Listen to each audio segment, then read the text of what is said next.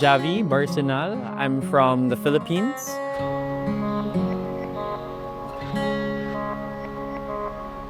So the work that we do in forests is mostly associated in community-led and community-based conservation and restoration, specifically in my home province in Antique in the Philippines. So our approach is to center community ownership within conservation and restoration work, highlighting the need for integrating cultural context, especially in promoting land-based education, agroforestry, agroecology, in filling in socio-economic gaps that keeps on oppressing grassroots communities to not prioritize forest restoration and conservation. Ownership, stewardship, and holistic.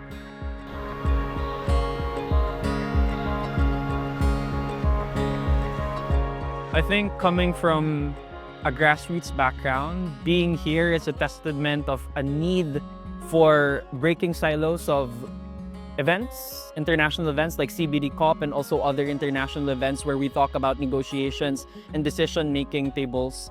I think that for us, we are often labeled, the experiences we have on the ground are often labeled as theoretical and case studies and decision-making tables. But for us, this is a reality we face every day.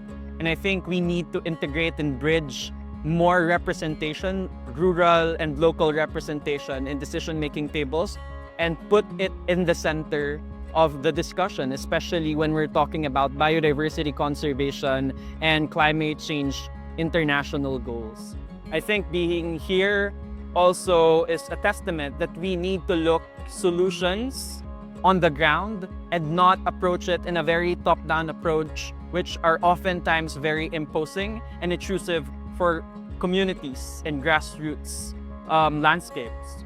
So I think joining this kind of events like CBD COP is also our way to amplify our narratives on the ground, our realities, that there are urgent need, that there are urgent problems that needs to be discussed in decision-making tables, and not only for them to listen, but also for them to engage us, people from the ground, for us to be at the decision-making table, talking about our stories, talking about our realities.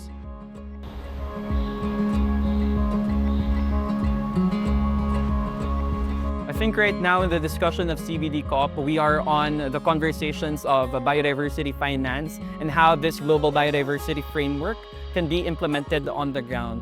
I think first, something that could truly amplify the work that we are doing and how this can influence decision-making tables and system change is first through resources, and at the same time by providing more spaces for people on the ground, grassroots communities, rural communities, indigenous people, to be engaged in spaces like CBD COP and other international conferences where they practice self-determination, ownership of their stories, and at the same time speak for solutions that are already happening on the ground.